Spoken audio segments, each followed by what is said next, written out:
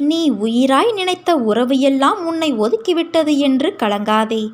உனக்கு உயிராக இருந்து உனக்கு என்ன தேவையோ அனைத்தையும் அம்மா வராகி நான் செய்து தருவேன். எதையும் நினைத்து நீ வருத்தம் கொள்ளாதே. கடினமான கஷ்டம் இருந்தாலும் அதை வென்று நீ சிறப்பாக வாழப்போகிறாய். இது உன் அன்னை வராகி தேவியின் வாக்கு. நீ எல்லோரையும் முக்கியமாக நினைக்கிறாய். அதே போல அவர்களும் நினைக்க வேண்டுமல்லவா? அப்படி உன்னை அலட்சியப்படுத்தியவர்கள் நீ முக்கியமென்று வருவார்கள். உன் அன்பு எவ்வளவு பெரியது என்று அறிந்து உன்னை புரிந்து கொண்டு வருவார்கள். ஒருவர் கஷ்டத்தில் இருக்கும்போது அவர்களுக்கு கடவுளின் அனுக்கிரகம் கிடைப்பது மிக பெரியது. அவர்கள் புண்ணியசாலிகள். நீ அப்படிப்பட்ட புண்ணியசாலிதான் என் தங்கமி.